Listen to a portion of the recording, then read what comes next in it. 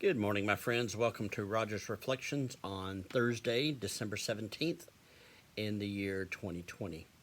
I pray that you are doing well this week. Today, I want to share with you one verse. Many of you, if you grew up memorizing Scripture, many of you have memorized this passage. It is very, very familiar. Why many people have memorized it? It's the shortest verse in the Bible. But John 11:35, and it simply says, Jesus wept. Jesus wept.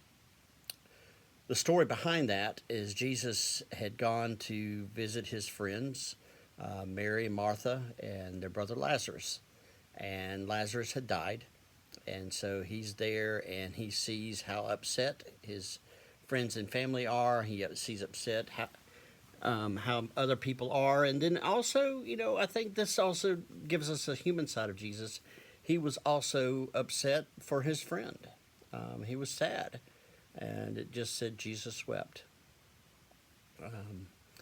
I think there are times also when Jesus wept, for joy, when things were good and something was holy and righteous, and it moved him because he was as human as you and I.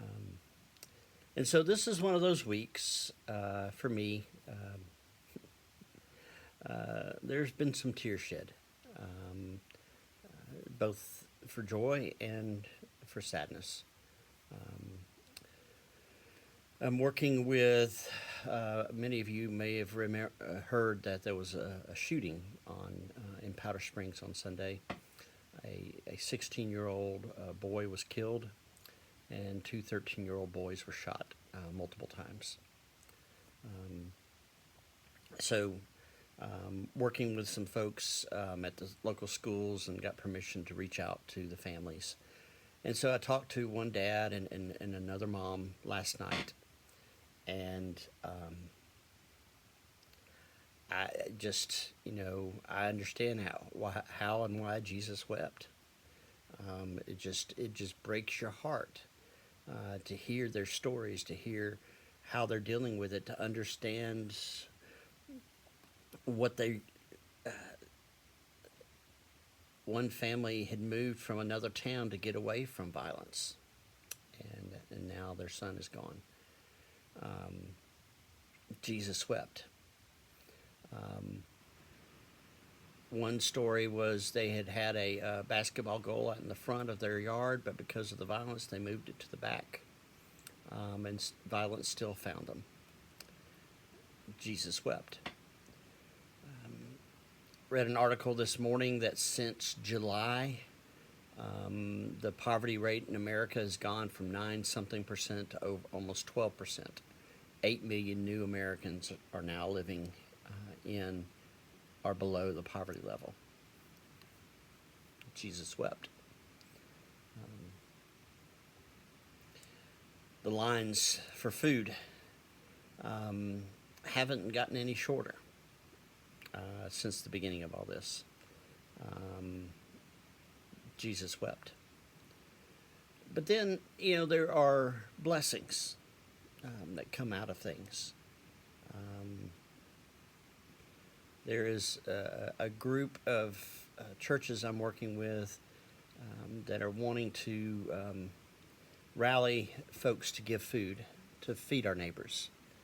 And just the people who are saying yes when I ask them to join, churches and family members, and it's just, I can say Jesus wept.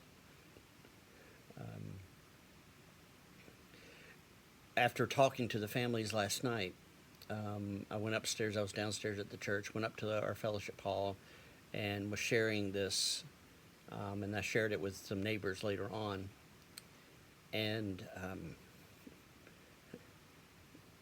the first two people who said, "Here, I've got some money for the families," were both widows. Jesus wept.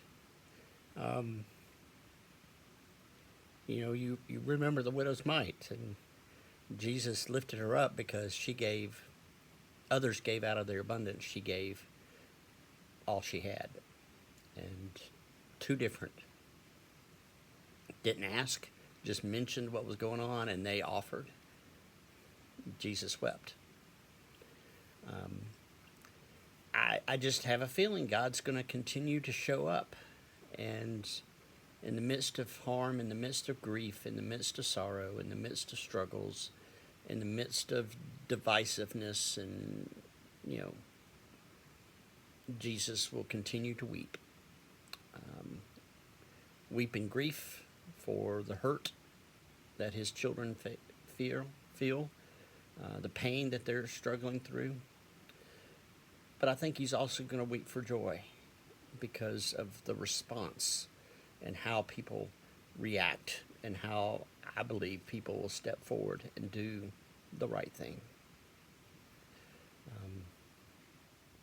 So maybe you need to weep a little bit. Maybe you need to cry a little bit. This coming from someone who doesn't usually cry.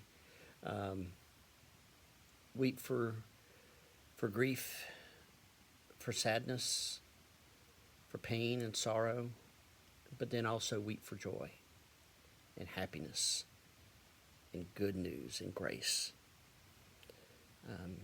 God uses our grief. God uses our tears. And I pray that he will use your tears today and the rest of the season. A little deep for you this morning, but that's where I'm at. So thanks for listening, and we'll talk to you tomorrow.